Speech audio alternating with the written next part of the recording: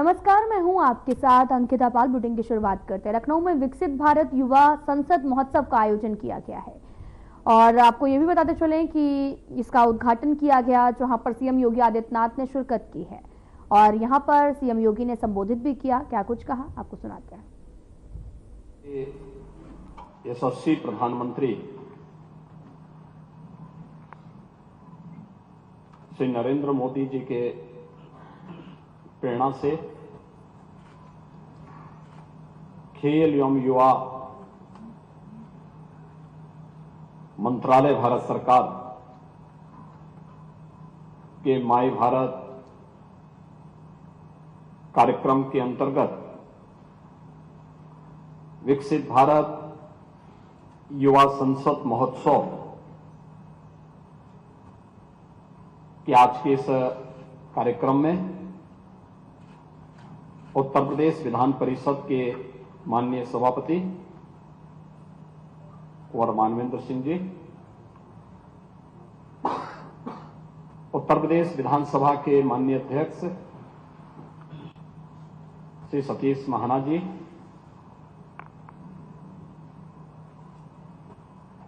नेहरू युवा केंद्र से जुड़े हुए हमारे सभी अधिकारीगण, उत्तर प्रदेश विधानसभा सचिवालय से जुड़े हुए और संसदीय कार्य विभाग से जुड़े हुए हमारे अधिकारीगण, अन्य उपस्थित महानुभाव और प्रदेश के विभिन्न जनपदों से यहां पर उपस्थित भारत की युवा ऊर्जा के जीवंत स्वरूप मेरे युवा साथियों, मैं सबसे पहले आप सभी का देश की सबसे बड़ी विधायिका में हृदय से स्वागत करता हूं। आप सभी का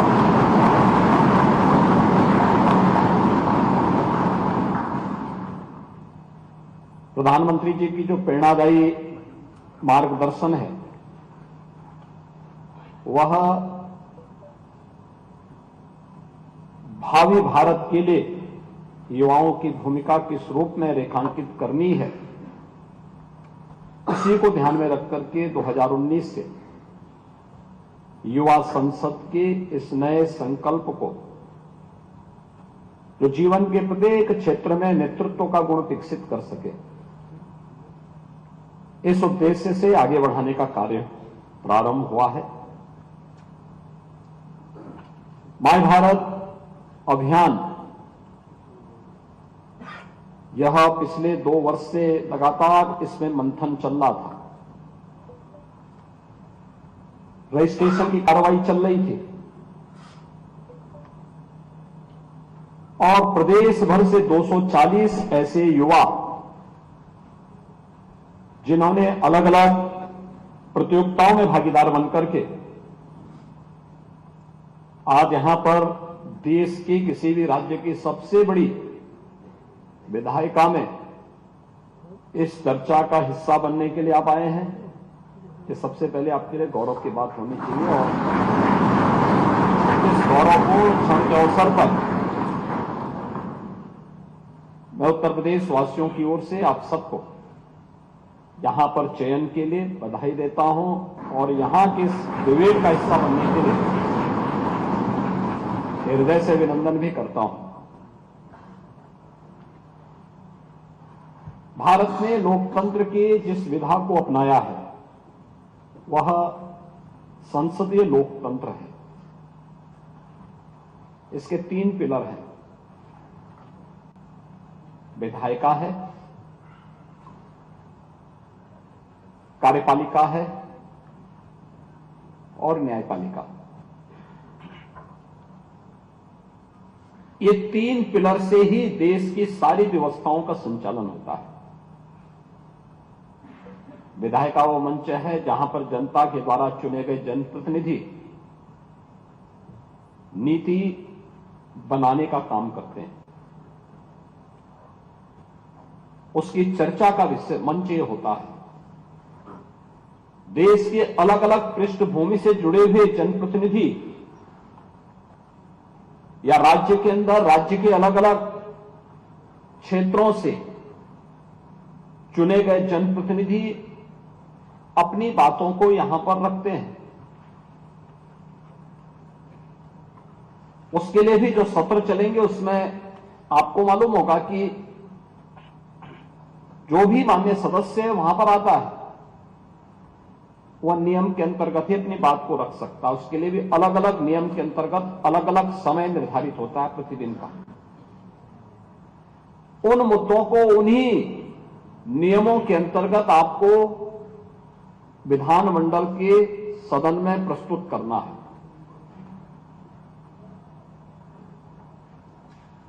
और यहां पर जो नीति बनती है, जो कानून बनते हैं, जिन मुद्दों पे चर्चाएं होती हैं, फिर वही सरकार के पास जाती हैं और कार्यपालिका उसको इंप्लीमेंट करता है, उसको लागू करने का काम करता है, उसको आगे बढ़ाने का काम करता है।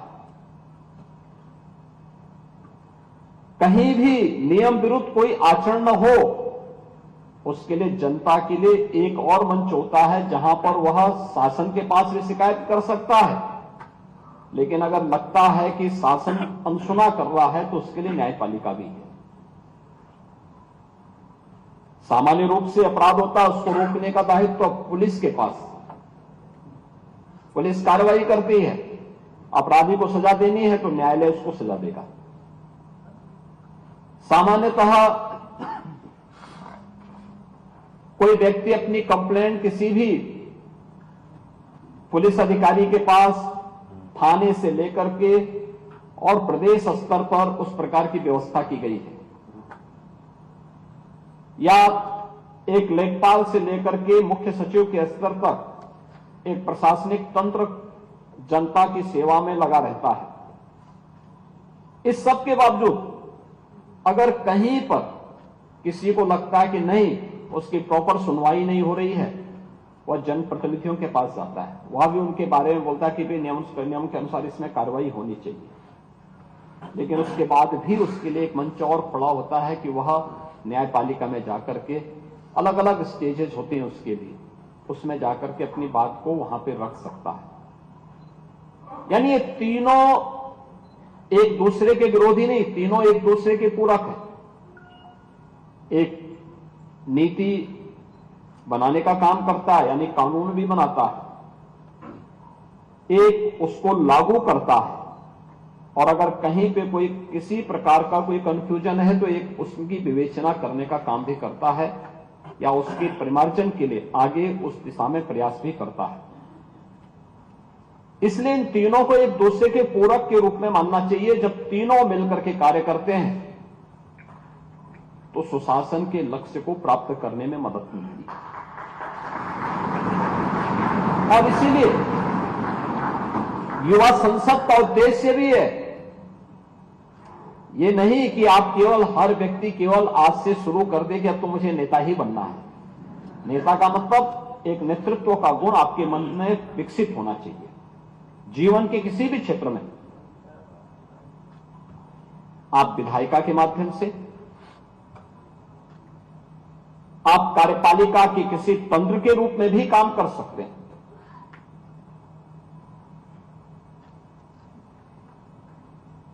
आप सर्विस भी ज्वाइन कर सकते हैं, उसके माध्यम से अपनी सेवाएं दे सकते हैं, व्यापार कर सकते हैं, अपना उद्यम स्थापित कर सकते हैं,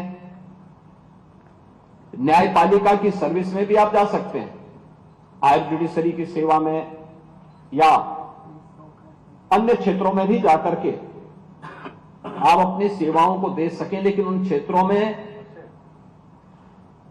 कुछ विशिष्ट करने की, कुछ लीक से हट करके जब आप करते हैं, वही लोगों के लिए प्रेरणादायी बनती है और वही नेतृत्व का गुण विकसित करने की एक नई कला आपके अंदर पैदा करती है। जब हम लकीर का फकीर बन जाते हैं, जब हम लकीर का फकीर बनते हैं और अपने कार्य से मुंह चुराते हैं, तो वहीं पर हमारे पराभव का कारण बनता है।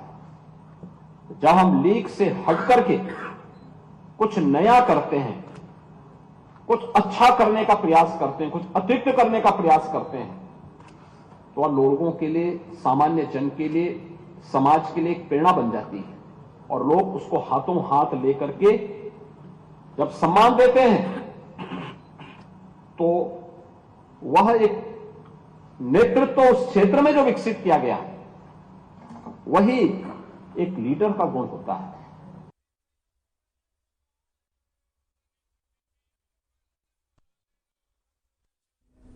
तो वहीं लखनऊ में भारत सरकार के युवा कार्यक्रम एवं खेल मंत्रालय के द्वारा, आपको यहाँ पे बताते चलें कि लखनऊ में भारत सरकार के युवा कार्यक्रम एवं खेल मंत्रालय के तत्वाधान में विकसित भारत युवा संसद महोत्सव का आयोजन हुआ है।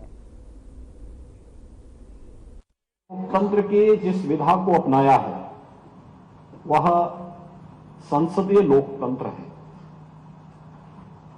इसके 3 पिलर हैं, विधायिका है,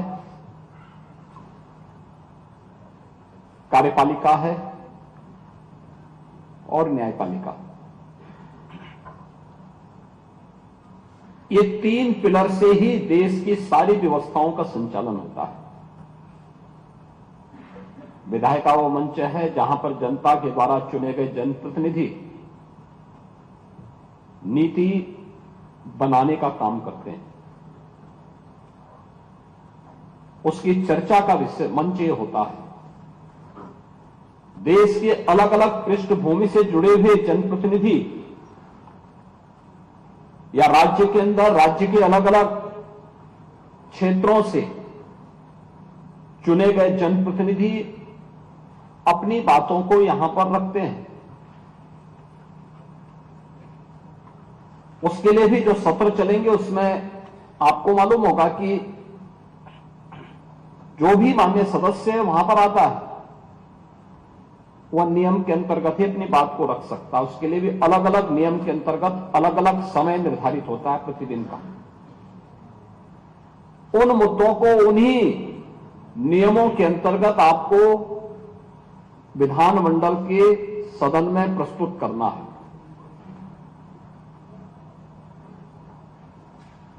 और यहां पर जो नीति बनती है, जो कानून बनते हैं, जिन मुद्दों पे चर्चाएं होती हैं, फिर वही सरकार के पास जाती हैं और कार्यपालिका उसको इंप्लीमेंट करता है, उसको लागू करने का काम करता है, उसको आगे बढ़ाने का काम करता है।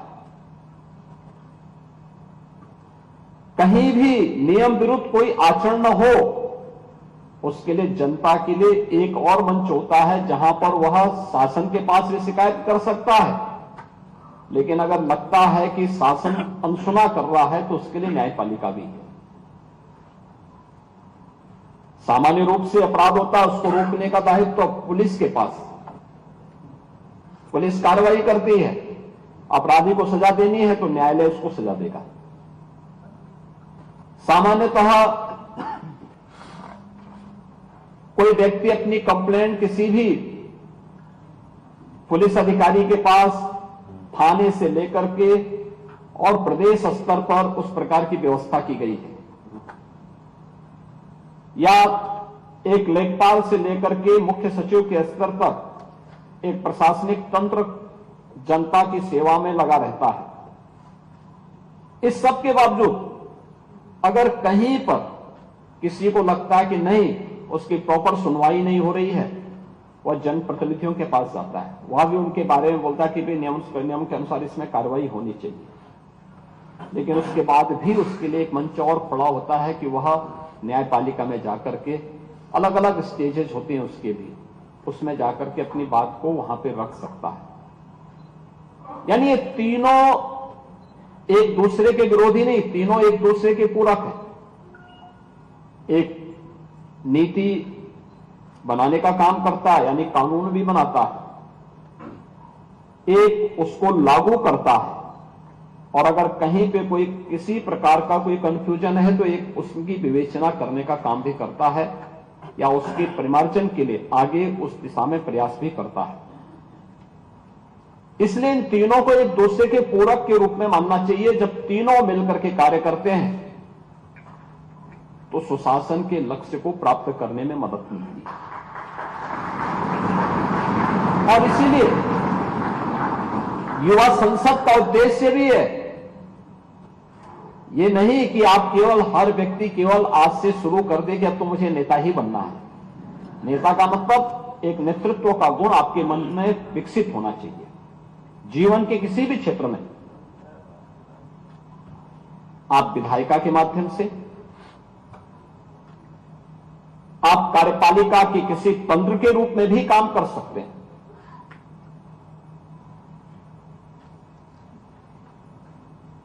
आप सर्विस भी ज्वाइन कर सकते हैं, उसके माध्यम से अपनी सेवाएं दे सकते हैं, व्यापार कर सकते हैं, अपना उद्यम स्थापित कर सकते हैं, न्यायपालिका की सर्विस में भी आप जा सकते हैं, हायर जुडिशरी की सेवा में या अन्य क्षेत्रों में भी जाकर के आप अपनी सेवाओं को दे सकें। लेकिन उन क्षेत्रों में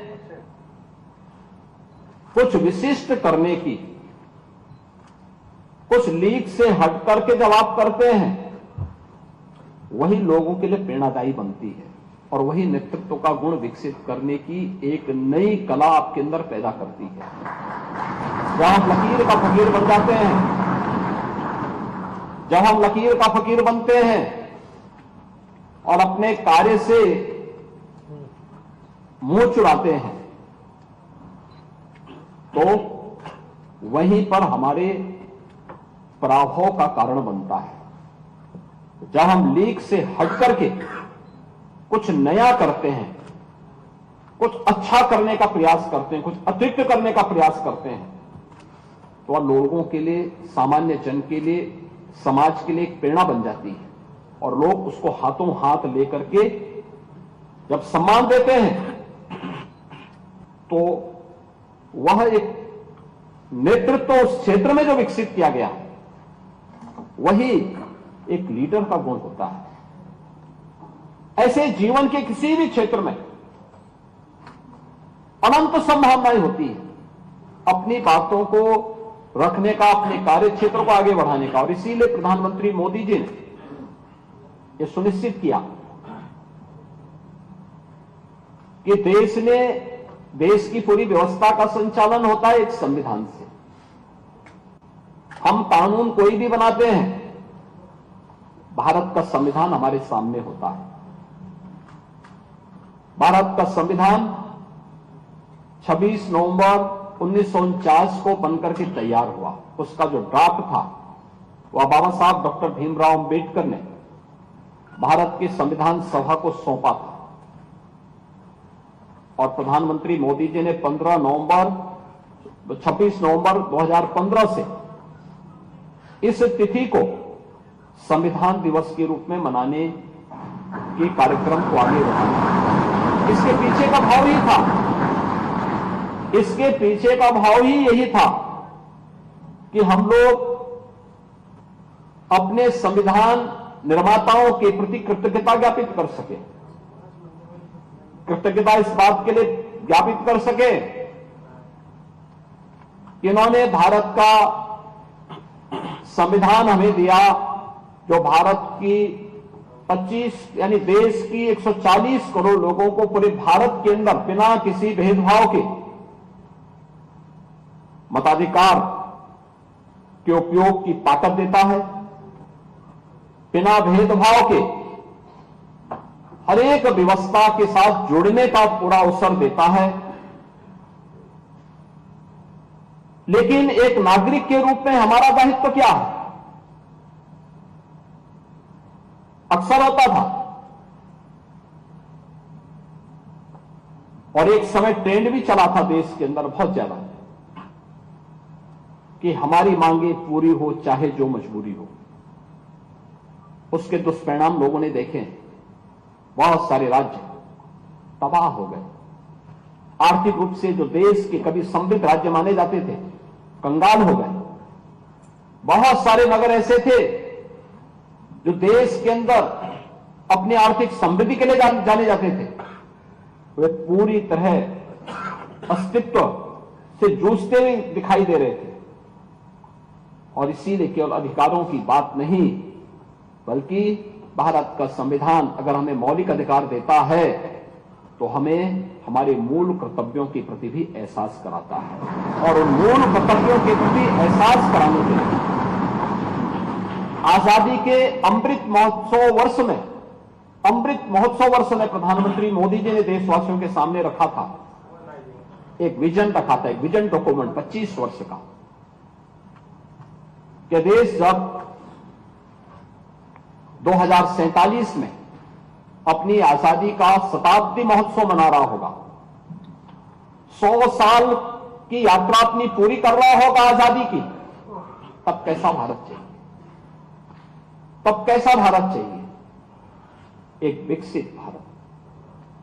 विकसित भारत की उस परिकल्पना को साकार करने के लिए हमारे स्तर पर क्या प्रयास होने चाहिए? हमारे स्तर पर प्रयास होने हैं हर नागरिक के लिए पंच प्रण की बात प्रधानमंत्री मोदी जी ने की, और ये पंच प्रण ही जिसमें विरासत के सम्मान से लेकर के अपने अपने कर्तव्यों के निर्वहन करने तक अलग अलग क्षेत्र से जुड़े हुए कार्यों को, किसी के साथ भेदभाव नहीं करना है, अपने विरासत का सम्मान करना है, अपने तो आपको बताते चलें कि उत्तर प्रदेश विधानसभा अध्यक्ष सतीश महाना ने अपनी बात सामने रखी है। उन्होंने कहा कि हमारा दायित्व है कि संस्थाओं को बचाए रखें। उन्होंने आगे क्या कुछ कहा, आपको सुनाते हैं। आभार व्यक्त करना चाहता हूँ कि उत्तर प्रदेश विधानसभा का ये 3 वर्ष का परसेप्शन जो एक आम जनता के बीच में गया है, बिना आप सब लोगों के सहयोग के संभव नहीं था। पॉजिटिव परसेप्शन हम सब लोगों के लिए महत्वपूर्ण होता है। पत्रकारिता के नाते से यदि किसी भी प्रकार की कोई कमी होगी उसको भी पॉइंट आउट करना, पत्रकारिता बताना और आप सब लोग निभाते हैं। लेकिन कल मैंने एक बात कही थी, समय यूथ की कॉन्फ्रेंस में था यहाँ पर कल बच्चों के बीच में, हमने कहा कभी कभी हम अपने हितों की इंस्टीट्यूशंस का डैमेज कर देते हैं। इंस्टीट्यूशंस का सम्मान बना रहेगा तो हम सबका बना रहेगा। इंस्टीट्यूशंस अगर डैमेज होगी तो हम सबका some individuals can be good और बैड, लेकिन इंस्टीट्यूशंस का सम्मान बनाने चाहिए। कभी कभी अगर हमें अपना नुकसान करके भी संस्थाओं का सम्मान बचाना वो भी करना चाहिए।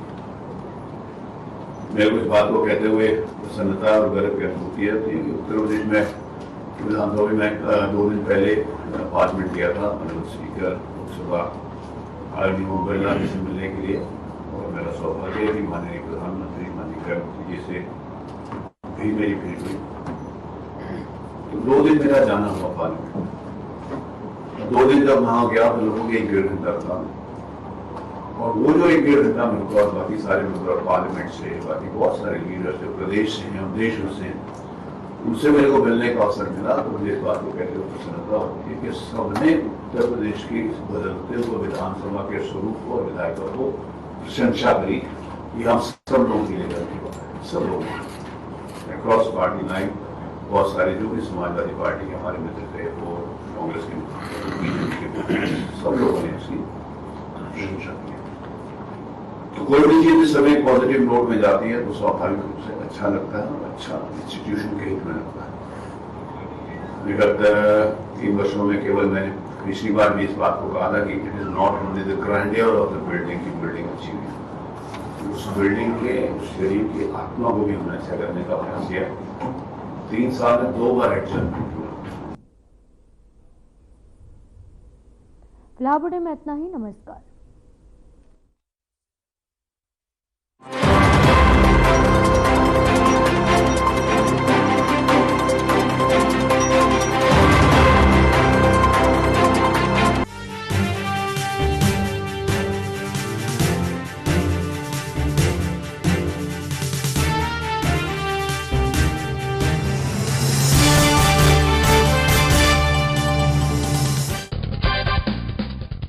मौत के जश्न के बाद बात करते हैं जलवायु परिवर्तन यानी क्लाइमेट चेंज की, जिसके बारे में आपने जरूर सुना होगा।